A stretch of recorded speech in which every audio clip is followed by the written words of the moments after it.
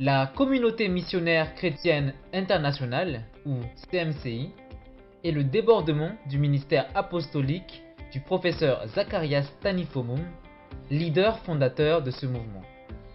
La CMCI est engagée à la conquête des âmes, à la formation des disciples et l'implantation des églises dans chaque localité et chaque nation du monde. Le professeur Fomum, communément appelé Frère Zach, avait reçu du Seigneur la mission d'annoncer l'évangile à 10 milliards de personnes dans notre génération. Oui, pour qu'au final, 1 milliard de disciples du Seigneur Jésus-Christ soient formés dans 250 nations d'ici 2065. Dans cette grande vision est né un vaste mouvement qui a suscité, formé et envoyé des missionnaires dans 106 nations aujourd'hui.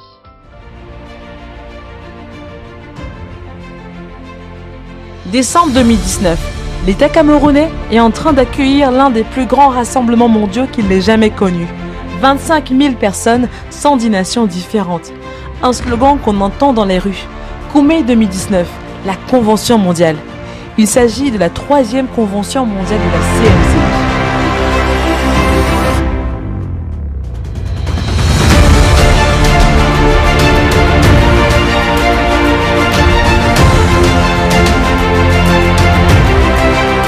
En ce moment, elle célèbre l'accomplissement de la 2e phase de son but. Gagner pour le Seigneur plus d'1 million de disciples et pénétrer plus de 100 nations. Revenons plusieurs années en arrière et découvrons ensemble comment le Seigneur s'est suscité un homme pour ses grands desseins. J'entendis la voix du Seigneur disant « Qui enverrai-je et qui marchera pour nous ?» Je répondis « Me voici, envoie-moi ». Tout comme Ésaïe, le frère Zacharias Tanifomum a répondu à cet appel en donnant son tout dans tous les domaines de sa vie pour glorifier Christ. Tout commence à Windhoek Moumeta, dans la province du nord-ouest du Cameroun. La famille Fomum, constituée de papa Solomon Fomum Tane et maman Rebecca, donne naissance à un fils le 20 juin 1945. Il l'appelle Zacharias Tanifomum. Dès l'âge de 6 ans, Zacharias prenait l'habitude de se réveiller à 3h30 tous les jours pour allumer le feu afin de chauffer l'eau pour son père. He taught me to get from sleep from 3 o'clock to serve our father. So when he was leaving, he made me to be getting up at 3 o'clock to serve our father. And I was doing so. Warm water, making tea. And especially I was taught how to give food to our father, tea, meals, because he was a diabetes patient. And in those days, they were following a method of eating. And Brazak was somebody whom, sometimes when my mother does something, Brazak will rebuke my mother. He will tell him that Papa cannot do like this as you have done. So I know that he loved our father and he followed our father in the ways my father did things. Il nous raconte aussi que jusqu'à l'âge de 14 ans, il vendait des cacahuètes pour sa mère sans jamais avoir mangé une seule graine durant les ventes. Zacharias avait commencé à servir ses parents dès le bas âge. When he was small, and we will sing, I ourselves, for example, me, I know that I copy much working hard from him. Because when I decide that I want to do something, I will do it because I saw it from him. He was not a lazy man. He was not a sluggish man. He was a clean man. And as he was keeping my father's dresses clean and his office clean, his things clean, I copied.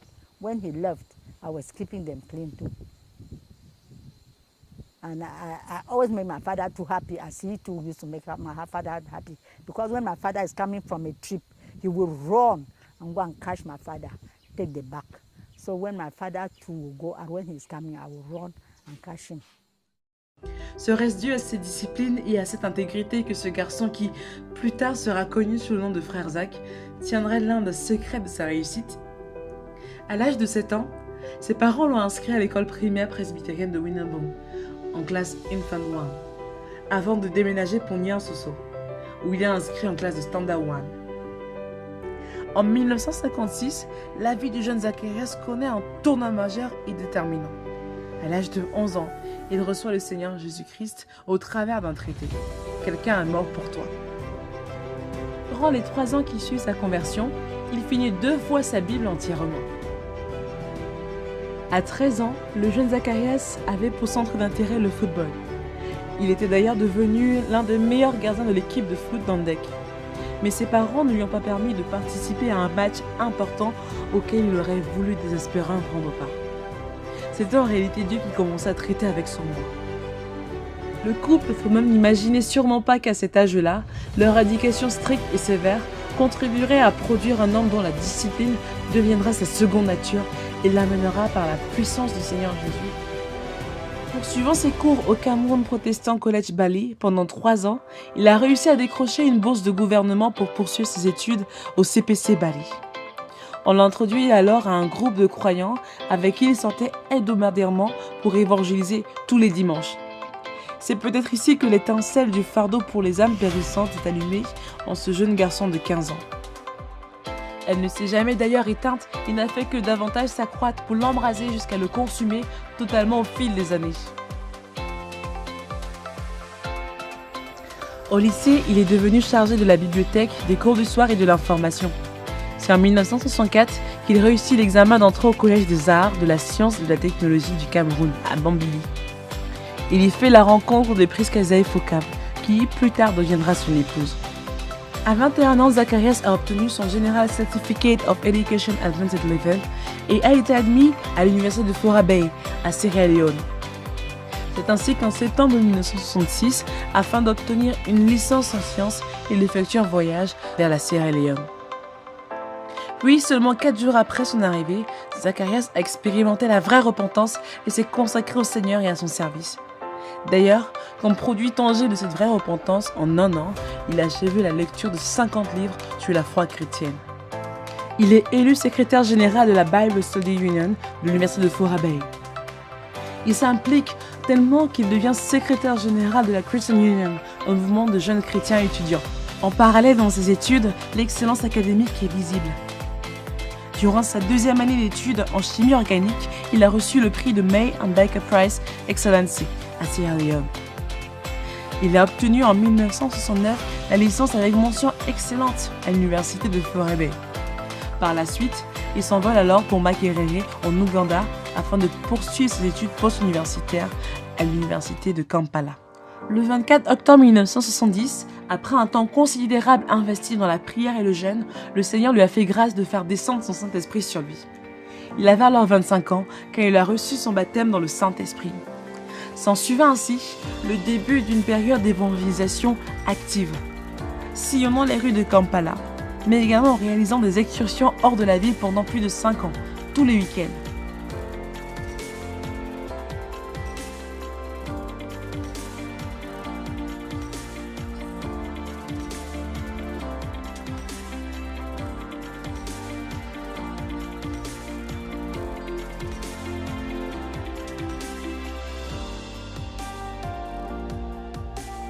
Le 26 février 1972 à Kampala, Zacharias Fomum et Priskazaï ont célébré leur mariage.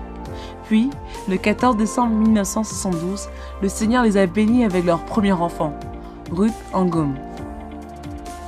Rempli du Saint-Esprit et cherchant fréquemment le Seigneur, en 1972, il écrit son tout premier livre intitulé « Disciple coûte que coûte ». Il obtient son doctorat délivré par l'université de Makerere en 1973, où il est également retenu comme enseignant. Le docteur Fomum devenait dans la foulée membre de la Société royale de chimie. Cependant, c'est la même année que Papa Solomontané décède au Cameroun. En 1975, après la naissance de son 2e enfant Paul, le docteur Fomum est envoyé comme missionnaire le 3 mai au Cameroun par l'évêque Festus. Ce dernier lui a imposé les mains et a prié en ces termes. « Seigneur, permets que quand le frère Zach arrivera au Cameroun, que chaque Camerounais lui dise « Tu me dois Jésus ». Ainsi, parti de l'Ouganda, il est revenu au Cameroun le 11 mai 1975 en tant que missionnaire. Le lendemain, il a rédigé son tout premier outil d'évangélisation, le traité intitulé « Comment connaître Jésus ». La prière étant incontournable dans la réalisation du travail de la conquête des âmes, le frère Zach a tenu sa première nuit de prière depuis son retour au Cameroun en août 1975. Durant cette nuit de prière, ils étaient au nombre de 3. La sœur Priska, le frère Jean Nogmo et le frère Zach. En 1977, le frère Zach a reçu une invitation à venir prêcher dans la chapelle presbytérienne de Jongolo, à Yaoundé. Il savait que c'était une occasion en or, car plusieurs de l'église n'avaient pas encore connu une conversion authentique et radicale. The first time I was seeing Brother Zach preach, you know, he was a very gentle person, very humble, very friendly, very, very friendly, very... when I saw this man on the pulpit, I couldn't believe it. He was as if there was fire in his body. He was preaching with a sock. He was telling the people how a human being without Christ, his heart was full of sin. He had written sins out, put them in a sock. Then he says, such a person, you want him to follow God, to do the things that God said. Then he takes the sock, pick up this Bible. The sock cannot, because the sock had no power. It was an illustrative gospel message. But I was taken aback by this man preaching. Whereas, you know, when I met him before, not preaching, he was just a nice brother leading us to pray. You know, he was really violent. C'est ainsi qu'il a prêché son fameux message, les pécheurs dans les mains d'un Dieu en colère. Ce message est d'un tel impact qu'il a conduit à la conversion le frère Njo Bafor et plusieurs autres. So Brother Joe came, and so Brother Zach counseled, and that was the last time Brother Zach preached in that church. So he did not really shake his feet out. I think after that people took offense at his message. But we continued praying in his house. During the mornings, some brethren had the habit of going to their churches, so they went to their churches. We still had enough grace because there was an all-purpose hall that belonged to the Protestant churches behind Lycée Leclerc. They called it Foyer Protestant. Il est devenu le vice-président du Centre national de l'évangélisation. Le frère Zach faisait de l'évangélisation sa priorité. Toute occasion favorable ou non devenait une occasion d'annoncer l'évangile. He had a passion for soul winning. Wherever there was possibility for Brother Zach to go and preach the gospel, even if you get to the place and find out one person has organized for 10 people to gather or for 5 people to gather, Brother Zach will pay the price to go there. If only one person will believe, he come back rejoicing.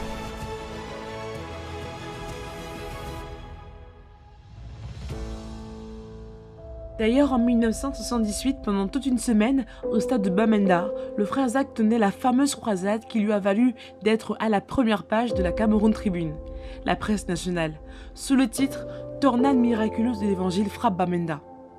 Des multitudes avaient pris part à cette croisade et étaient à la fois sauvées et guéries. Le Cameroun Tribune l'a surnommé le Billy Graham du Cameroun. 12 ans se sont ainsi écoulés entre le moment où il a connu la vraie repentance et son baptême par immersion en 1978. Because they were playing drums right from behind Combatang through the streets of Yaoundé to go to the train station for baptism. I remember it was in March.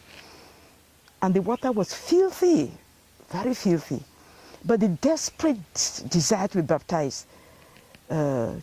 So we got baptized. Sister Prisa stood outside. She kept hoping that Brother Zach would come by. He was supposed to come back by train. So he would be there while she's getting baptized. But the train delayed. And finally we were baptized. We went back. Here, Brother Zach had wanted to go to Nigeria and be baptized there, because some of his friends, believers, both Pentecostals, those of the National Center of Evangelism, had cautioned him that he's doing so well, the doors are open, he can preach in any of the churches. If he gets baptized, the doors will be closed. But he was convinced that God wanted him to be baptized. So once when he went to Nigeria for some ministry, in university, I think, he wanted to be baptized, but God spared him because the person who had to baptize him was an unbeliever. So God spared him. Since he had taught us on baptism, one day he had gone to minister in the southwest in Muyuka. So after he had preached that Tuesday, because we had Bible studies now, they were central, in Papa Togo's house in Chinga because the sitting room was big enough and those who had believed could fit in. So after the teaching, I was chatting with him. I said, when he came, I just said, Sister Emilia, I just want to tell that I got baptized over the weekend. Dès que tu te faisais baptiser dans l'eau, tu devenais comme un hérétique. Il a démarré dans la foulée l'intercession jeûnant pour le Cameroun et a loué une maison à Vogada pour servir de bureau. Le lieu était appelé la Voie de l'Évangile. Le frère Emmanuel m'invite à réunir l'enseignement. J'arrive et ce jour-là, le frère Zach se lève. Il dit que le Seigneur lui a parlé. C'est une désormais, cette réunion d'enseignement doit être bilingue. Donc j'ai compris qu'auparavant, il enseignait en anglais. Et moi, on m'avait dit qu'il enseignait en pidgin. J'étais étonnée parce que le frère Zach est un intellectuel, il ne pouvait pas prêcher en pidgin. Mais j'ai été surprise agréablement quand il a demandé qui ici peut me traduire de l'anglais vers le français, parce que le Seigneur lui avait demandé que désormais ce ministère va être bilingue. Alors le frère Emmanuel s'est levé. Étant de plus en plus conscient de son besoin de Dieu pour conquérir le Cameroun, il est allé en retraite au Mont Fébé pour le rencontrer. Le résultat de cette retraite l'a conduit à une période d'implantation massive d'églises. Aller dans les villes voisines du pays pour implanter les églises. Et j'avais le privilège, premièrement, de l'accompagner dans ces différentes villes. Donc c'est ainsi que nous sommes allés, que nous allions en Balmayo, que nous allions à Obala, que nous allions à Bafia, à Douala, presque toutes les églises alentour de Yaoundé. Je sais comment elles ont été implantées. Avec l'œuvre qui grandissait, le besoin criard de dirigeants se tenant auprès du frère Zach s'est fait ressentir. C'est ainsi que le premier cours de formation des dirigeants s'est tenu à partir de 1980. En 1984, c'était sous la thématique « Les ministres et le ministère de la Nouvelle Alliance ». Le dernier jour de ce cours de formation, il est conduit par le Seigneur pour lancer l'appel aux missionnaires pour la première fois. 2 ans après le démarrage de l'évangélisation intense, il a écrit et produit sous forme dactylographiée le livret « L'amour de Marie de Magdala pour Jésus » et la délivrance du péché. Il a reçu ainsi du Seigneur une révélation claire du ministère par la production des traités, des cassettes audio et des livres. When I was 21, lorsque j'avais 21 ans, I read the book, j'avais lu un livre, Go For Me to China. Va pour moi en Chine. It was a testimony of Hudson Taylor, the famous missionary. C'était le témoignage de Hudson Taylor, le fameux missionnaire. That's how the missionary vision was born in my heart. Et c'est comme cela que la vision missionnaire naquit dans mon cœur. That same year, Et cette même année-là, I read a book, Power Through Prayer. j'avais lu un livre, Puissance par la prière. And that's how I began to learn to pray. Et c'est ainsi que je commençais à apprendre à prier. Every step in my life Chaque étape dans ma vie has been tied to a new breakthrough through the printed page. a été liée à une nouvelle percée à travers la page imprimée. If I were not the leader of the work, Si je n'étais pas le leader de l'œuvre, I would be a bookseller. je serais vendeur de livres. Son bureau, situé en Vogada, la Voie de l'Évangile, est alors devenu le Centre de littérature chrétienne en 1982. 2 ans après le premier cours des dirigeants, la première vague des anciens est ordonnée. La vision s'élargit en 1983 lorsque le Seigneur a demandé au frère Zach de commencer à faire des disciples et de regarder au-delà du Cameroun pour inclure le monde entier. Le 21 juin 1984, il a tenu la marche de prière historique avec l'église à Yaoundé afin de conquérir la ville de Yaoundé pour Jésus.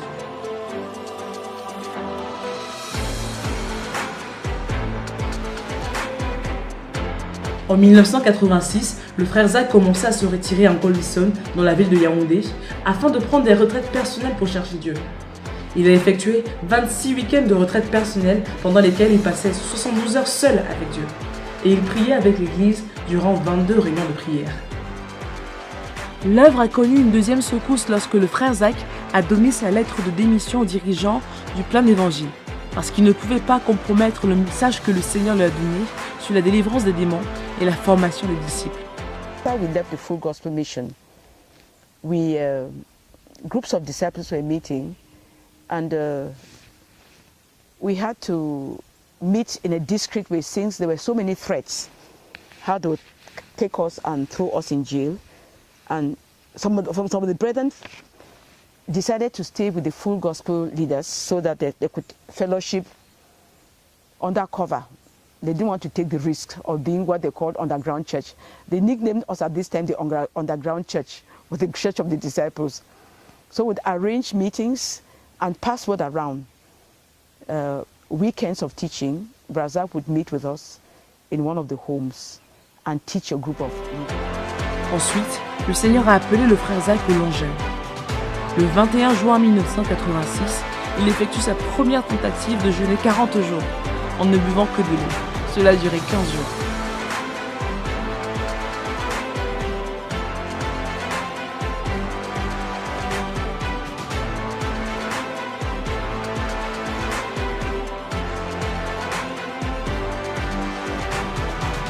Le ministère du frère Zach évoluait et l'appel de Dieu sur sa vie devenait de plus en plus clair. Ainsi, le 3 mai 1987, le Seigneur a appelé le frère Zach à faire de Longin l'une de ses priorités. Du 13 juillet au 21 août, le premier jeûne de 40 jours du ministère a victorieusement eu lieu. Pendant cette période, le Seigneur a appelé le frère Zach à commencer la bataille contre les principautés et puissances à travers le jeûne. Le 26 décembre 1987, le prince satanique du communisme a été renversé. Cela s'est produit pendant un programme d'intercession jeûnante qui allait du 10 au 30 décembre 1987.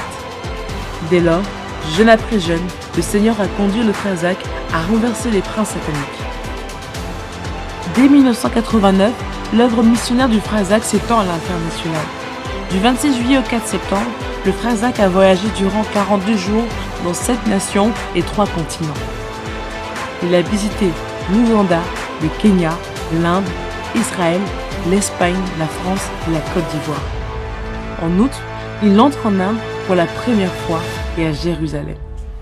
Listen, brethren. The perishing souls of men, the perishing souls of men. So இந்த ஆத்மா இருக்குது அழிஞ்சு போற ஆத்மா அத பத்தி உனக்கு கவனம் இருந்தா அது செய்வா. I want to thank you a million times for honoring me and giving me good things. எனக்கு நல்ல பொருட்கள் எல்லாம் நீங்க கொடுத்து என்ன ஆனர் பண்றதுக்காக உங்களுக்கு மில்லியன் டைம் நன்றி சொல்றேன். ஆனா அது ஆண்டவருக்குரியது. It says, sell your possessions and give to the poor. நீ உனக்கு உள்ள சொத்து பொருள் எல்லாம் வித்து இயேசு இல்லாம இருக்கறானே அவனுக்கு சுவிசேஷத்தை சொல்லு. Le frère Zach a eu 14 week-ends de rédaction des livres en 1990. Et le 1er juin, la première librairie, la Maison de l'Évangile, a ouvert ses portes à Mbogada, Yaoundé, en 1981. C'est d'ailleurs cette année-là que le Seigneur a donné au frère Zach le nom de Communauté missionnaire chrétienne internationale pour l'œuvre. Le renversement du prince satanique de Yaoundé le 9 avril 1992 a conduit à des répercussions parmi lesquelles la croissance du nombre d'églises de maison à Yaoundé jusqu'à 30 églises. À la fin de l'année 1996, le nombre d'églises de maison à Yaoundé dépasse 300. Ayant reçu du Seigneur la responsabilité de prêcher l'évangile dans 200 nations sur la planète Terre, le frère Zach a envoyé les premiers missionnaires en novembre 1993. Il s'agit du frère Dieudonné et de la sœur Elisabeth Bissé, envoyés en République démocratique du Congo. C'est l'année de ses 50 ans qu'il effectue son premier voyage historique en Chine.